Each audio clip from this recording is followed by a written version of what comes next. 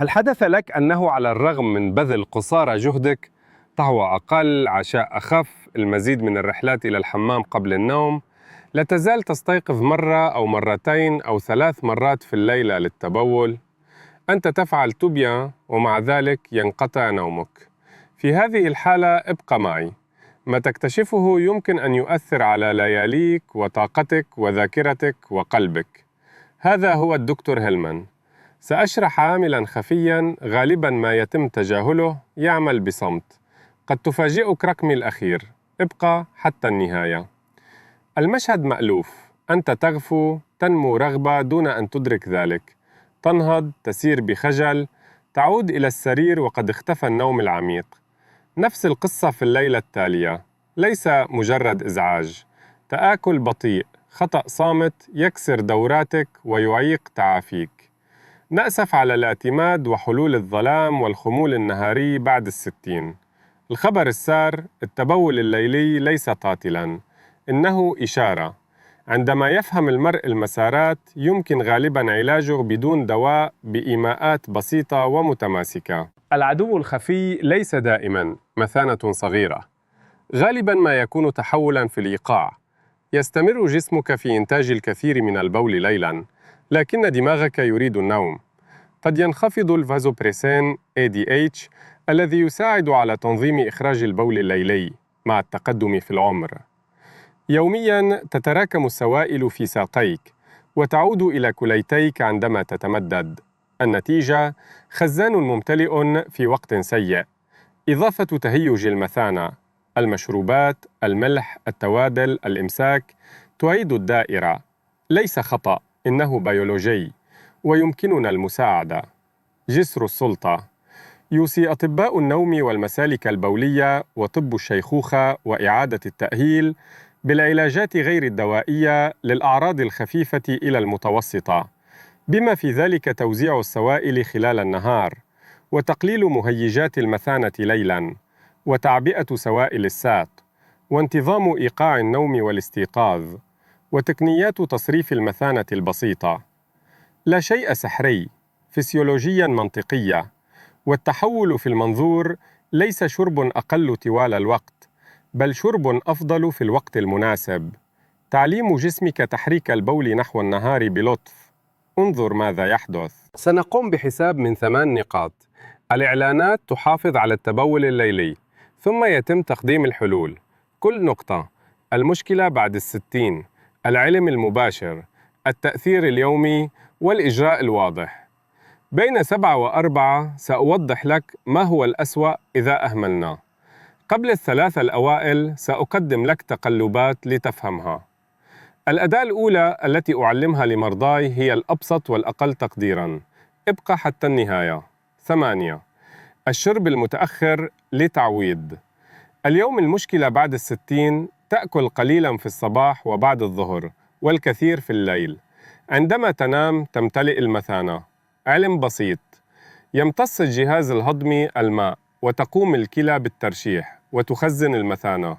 تستغرق الرحلة وقتاً. ستسمع نداء الحمام ليلاً إذا شربت الكثير بعد العشاء. التأثير: استيقاظات عديدة، نوم عميق، إرهاق عند الاستيقاظ. انقل 70-80% من الماء قبل الساعة 16. خفف بعد الساعة 16.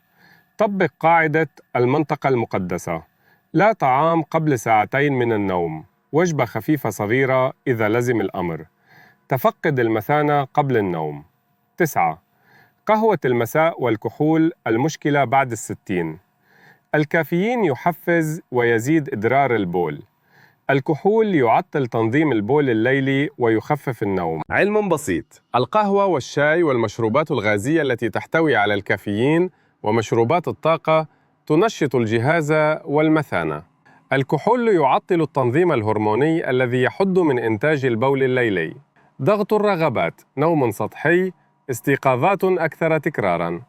حدد حد ساعة القهوة قبل 6-8 ساعات من النوم. احتفظ بالكحول للمناسبات الخاصة. استبدله بمشروب غير مهيج في وقت مبكر من المساء. الأسوأ هو تركه. ندخل في حلقة من التهدئة والتهيج. تصبح المثانة عصبية. تحدث الاستيقاظات دون سابق إنذار. 6. الملح، الأطباق الصناعية، التوابل القوية المشكلة بعد 60. الملح يجذب الماء، المزيد من الملح، المزيد من الاحتفاظ خلال النهار، والمزيد من الإخراج في الليل. يمكن للتوابل أن تهيج جدار المثانة. يحدد توازن الملح والماء ما يفرزه الجسم. بعد وجبة مالحة يزداد إنتاج البول. تزيد الالتهابات من حساسية المثانة. التأثير: كاحلين منتفخين في الليل، حمامات مشغولة في الليل، رغبات أكثر تكراراً. الإجراء: الطبخ المنزلي، التذوق قبل إعادة البيع، تقييد اللحوم المصنعة، المقرمشات، الصلصات الجاهزة. الليلة تناول وجبات بسيطة قليلة الملح. احتفظ بالوجبات. ما هو الأسوأ؟ المزيد من الاحتفاظ طوال اليوم والمزيد من العودة في الليل. نوم متقطع، قليل من الشكر من القلب والأطراف. 5. ضغط البطن والإمساك بعد 60 يدعم الأمعاء البطيئة المثانة ويعطل التنسيق. الضغط أو منع التنفس يزيد الضغط ويمكن أن يسبب الرغبة الشديدة. علم بسيط: المستقيم الممتلئ يشارك مساحة الحوض. ضغط البطن العالي، انقطاع النفس، أدفع، يشير إلى حالة طوارئ في المثانة. التأثير: تدفق متذبذب، رغبة شديدة، رؤية غير مكتملة. الإجراء: ألياف تدريجية بناء على التحمل، الفواكه، الخضروات، البقوليات، الحبوب الكاملة إذا كانت مناسبة، المشي اليومي لمدة 20-30 دقيقة، استخدام المرحاض بعد الغداء، التنفس السلس. إذا لزم الأمر، اطلب من طبيبك مساعدة لطيفة. الأمعاء المتوترة تجعل المثانة متقلبة إذا تركتها. تتضاعف الممرات الليلية وتنهك. 4. ساعات الجلوس الكثيرة، الساقين الثقيلتين بعد 60 يسبب عدم الحركة تجمع الماء في الساقين والكاحلين. بعد النقع يغذي هذا الماء إخراج البول الليلي. علم بسيط: مضخة الساق تدفع الدم واللمف إلى الأعلى عند المشي. عند الاستلقاء يعود كل شيء إلى الكلى. التأثير: خدود منتفخة في الليل، استيقاظات ليلية عندما يتم تصريف السائل، فترات راحة قصيرة كل ساعة، مشي في المنزل لمدة دقيقتين ما لا يقل عن 30 إلى 60 ثانياً وتمديداً للكاحل يومياً. إذا كان مدعوماً ضغط خفيف خلال النهار، استشر. أنت تستعد لليل خلال النهار. المفاجأة: يعتقد الكثيرون أن هناك حاجة إلى وعاء أكبر. غالباً ما تكون هناك حاجة إلى توقيت أفضل وإدارة مرنة. لا تزيد الكوب. قرر متى تملأ. 3. الترتيب الذكي، الإيقاع. المشكلة بعد 60: شرب القليل جداً في الصباح يسبب الكثير في المساء. يمكن أن يهيج البول المركز المثانة. علم أساسي: البول المركز يلسع، تتفاعل المثانة بشكل أسرع. خفف ورتب بهدوء مبكراً. رغبات ليلية واستيقاظات أقل. استيقظ. اشرب كوباً كبيراً من الماء ثم رشفة كل ساعة. راقب الحاجة إلى الترتيب قبل الساعة 16. خفف. راقب لون البول، أصفر فاتح خلال النهار وليس شفافاً بشكل دائم. يرجى التوضيح: لا يتعلق الأمر بحرمان نفسك من الماء، بل يهدف إلى نقل الأصول الأساسية في وقت مبكر مما يتيح الاستفادة منها مبكراً. 2. إيقاع النوم والاستيقاظ والضوء. المشكلة بعد 60: النوم في أوقات مختلفة يعطل الهرمونات التي تقلل من إنتاج البول الليلي. علم أساسي: الساعة الداخلية، تزامن الميلاتونين ودرجة الحرارة وتنظيم الماء. ضوء الصباح يضبط الساعة. يتعلم الجسم الانتظام أثناء النوم والترشيح. التأثير: ليال أكثر استقراراً، استيقاظات أقل. الإجراء: استيقظ وتعرض لضوء النهار لمدة 20-30 دقيقة في الصباح. حافظ على ساعات نوم استيقاظ يومية متقاربة. افترض غرفة النوم. تجنب الشاشات الساطعة قبل النوم. هذا منتظم وليس صارماً. ابقى معي للنقطة رقم 1. إنها بسيطة ومدهشة، ويقول العديد من كبار السن: لم أكن لأعتقد أبداً أن هذا سيغير الكثير. 1. طقوس 3-2-1 المضادة للتبول الليلي. المشكلة بعد 60. يتسرب الماء في الساقين طوال اليوم. في المساء نأكل ونشرب، الليل هو مصب. علم بسيط: إذا ساعدت العودة الوريدية واللمفاوية قبل النوم، فإنك تحرك إفراغ السائل إلى الليل. مع ترشيح أقل تصل إلى السرير. التأثير: تبول ليلي أقل، رغبات أقل، نوم أكثر استمرارية. الإجراء: لا إجراء. عشاء بدون ملح. لا مشروب كبير قبل 3 ساعات من النوم. امشي بلطف لمدة 10-15 دقيقة إذا أمكن. ينشط مضخة الساق. قبل 2 ساعات من النوم، المنطقة المقدسة. لا طعام، فقط رشفة. عندما تنتهي المنطقة، اذهب إلى المرحاض. قبل 1 ساعة من النوم، ارفع الساقين لمدة 20-30 دقيقة. الساقين على وسادتين أو كرسي. قم ب60 ضغطة كاحل لطيفة ثني تمديد لكل ساق. انهض، امشي دقيقتين، تبول بهدوء، انتظر 30-60 ثانية وحاول مرة أخرى. طريقة تسمى التبول المزدوج، ستأتي بعد ذلك. الكثير من النوم مع هذه الطقوس. لماذا يعمل؟ تفرغ الخزان المخفي في ساقيك قبل النوم بينما لا تزال مستيقظاً. تقبل عودة السائل بلطف. لدى الكلى وقت للتخلص قبل أن يبدأ نومك العميق. نربط عند الافتتاح. استيقظ 1-3 مرات. اعتبرت ذلك التقدم في العمر. كان ذلك بطيئاً وخزاناً في الساقين. أنت تساعد لياليك عن طريق نقل الماء إلى النهار وإعداد ساقيك في الليل. ليس علاجاً للمرض، إنه يعطي جسمك إشارات جيدة. بالنسبة للكثيرين يساعد. خطة بسيطة من 5 خطوات للبدء اليوم. دفتر قبل لمدة 3 أيام. وقت النوم، عدد الاستيقاظات، وقت الاستيقاظ، متوسط لون البول، وقت آخر وجبة. 2. الأسبوع الأول 70-80% ترطيب قبل الساعة 16. حدد حد القهوة الخاص بك. اختبر المنطقة المقدسة لمدة 2 ساعات بدون طعام. 3. الأسبوع الثاني. أضف طقوس 3-2-1 كل ليلة. رفع الساقين، 60 ضغطة كاحل، تبول لطيف. 4. الأسبوع الثالث. أوقات نوم استيقاظ منتظمة.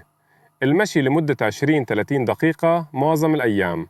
إزالة ملح العشاء. 5. قيم دفتر بعد الخاص بك. استيقاظات، طاقة أفضل، اضبط ما يناسبك. أخطاء صامتة يجب تجنبها. اشرب أقل طوال اليوم وأكثر في الليل. يجب رؤية العكس. ابحث عن الكل أو لا شيء. التغييرات الصغيرة المتسقة أفضل من القرارات الليلية الكبيرة. اقضي ساعات خاملة. استراحة 2 دقيقة كل ساعة. يبدأ النهار لياليك. إجبار التبول. استرخ، لا تحبس أبداً. انتظر وحاول بهدوء. أسئلة متكررة. كم من الوقت قبل رؤية النتائج؟ يبلغ الكثيرون عن تغيير في الانتظام خلال 10-14 يوماً. مثالي أكثر، ثبات أساسي. إذا كنت أتناول مضرات البول، تحدث إلى طبيبك. أحياناً يساعد خفض الجرعة في وقت مبكر من اليوم. لا تغير شيئاً دون إشعار. ماذا لو استيقظت مرة أخرى؟ مجرد رفع بسيط هو مكسب في النوم العميق، وهذه المكاسب تتراكم. علامات تستدعي التحدث إلى أخصائي بسرعة: حمى، حروق، دم في البول، ألم في أسفل الظهر أو الحوض. تشمل الأعراض العطش الشديد، فقدان الوزن، والتبول المتكرر. فكر في السكر. مجهود مفرط، خدود منتفخة، والاستيقاظ بسدادات أذن إضافية. فكر في قلبك. تدفق ضعيف، شعور بعدم القدرة على التبول، آلام مؤلمة. إذا كان الأمر كذلك، استشر فوراً. نصائح صغيرة عند الاستيقاظ: افتح الستائر، يضبط الساعة لدماغك. غرفة باردة ومظلمة تساعد على توطيد النوم. أدوية ليلية، إذا كان ذلك ممكناً باستخدام قشة وليس كوباً، ما لم ينصح طبيبك بخلاف ذلك. مثانة مهدئة، تجنب المشروبات الحمضية جداً أو الفوارة في الليل إذا كانت تثيرك. سريع، تكرار لطيف. خطأ صامت، ملء المثانة قبل النوم. ما يهم: توقيت الوجبات، ضوء الصباح وساقين قبل الليل. الأداة رقم 1: طقوس 3-2-1 المضادة للتبول الليلي. هدف واقعي: تقليل الاستيقاظ، إطالة النوم، واستعادة طاقة الصباح. ليس متأخراً جداً، حتى في سن 60 70 80 يتعلم الجسم، يعود الإيقاع. امنح نفسك 3-4 أسابيع من الانتظام الحقيقي. لا تريد الكمال، التقدم الصافي والمستدام هو هدفك. قد لا تدرك ذلك، لكنك ستقول لاحقاً: تفضل، هذه الليلة لم أستيقظ إلا مرة واحدة. قبل الختام، تذكر أن هذا المحتوى تعليمي. هذا لا يحل محل الاستشارة. يمكن أن يساعدك على التواصل مع طبيبك وإجراء تعديلات آمنة. رافق إذا استمرت أعراضك أو ساءت أو ظهرت علامات غير عادية. لضبط العلاج واختيار أفضل جدول للأدوية وتقييم القلب أو السكر أو البروستاتا، استشر طبيباً. اسمح لي بالمساعدة. اكتب 1 إذا كانت هذه الخطة تتوافق معك، 0 بخلاف ذلك. أخبرني ما هي الاستراتيجية التي ستجربها الليلة؟ المنطقة المقدسة، طقوس 3-2-1 أو حد القهوة. أقرأ كل رسالة وأخصص مقاطع الفيديو التالية لتعليقاتك.